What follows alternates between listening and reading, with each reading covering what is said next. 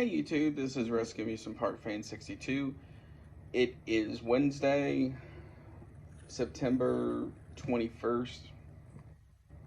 Um, and we're roughly a month and a week or something from Halloween at this point. So I'd like to talk about Halloween safety. Now, this is going to go for both decoration wise and for trick or treating. Now, I'm also going to talk briefly about how to be safe for your house with trick-or-treaters. Let me start with that. Now, the best thing to do is to make sure you don't have any sort of cords or wires or anything like that showing where somebody can trip. So the best thing to do is, if you have some, like inflatable tethers or electrical cords or something like that, try and hide it the best you can. If not, either use like caution tape or something so you can get people in and out. Now, decoration safety. Now, this is a major one because a lot of people don't tend to do some of this. First is make sure all your plugs are plugged in. Now, the reason why I say that is this. It doesn't matter if you put those decorations out for only a couple of hours or the whole month of October. They're still going to be in the elements for however long. So the best thing to do is make sure they're plugged in safely. Now, this is one that's interesting. The whole outdoor cords stuff. Now, if you're not aware, all of the outdoor cords are typically like green or orange, and they're like really thick. Sorry. But then like the indoor cords are like this. So can you use these outside? While it's not recommended, you can still. I've used mine outside, and there's really not been a problem, even with rain and moisture. So it's up to you.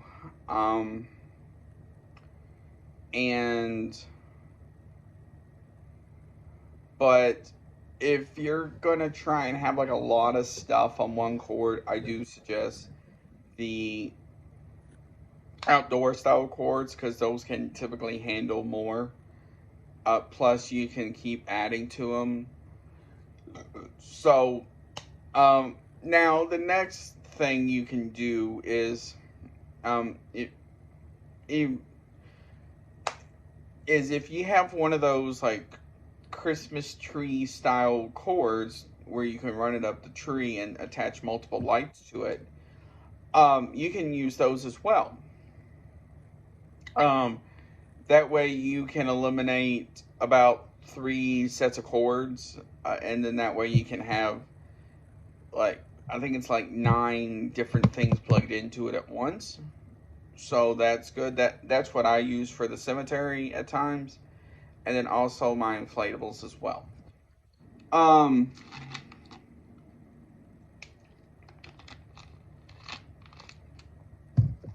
Also, if you want, you don't have to do this, but it'd probably be better to.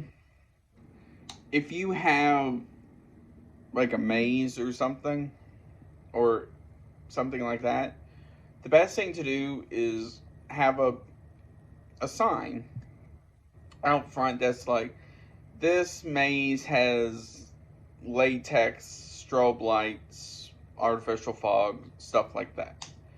Because there are people, unfortunately, out there who cannot take strobe lights, can't breathe in the latex, can't breathe in the artificial fog due to asthma and other stuff like that.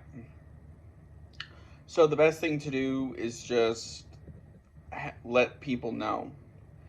Now, lastly is this. Um, and this is one where I don't really have an opinion about it, but this is up to each person.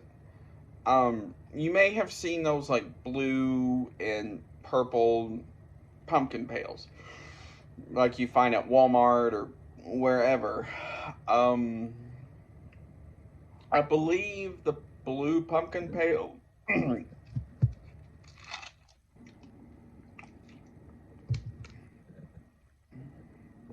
Don't quote me on this, but I believe the blue pumpkin pail means your house is nut free. I think there's one that means you're nut free. I actually like that idea. So that way, if you have an allergy to nuts or something like that, you can look and see that house has a blue pumpkin pail, um, and you can go get candy from there. I do like that idea, actually. I wish more houses would do it, but unfortunately, some may or may not. But it's a good idea, at least.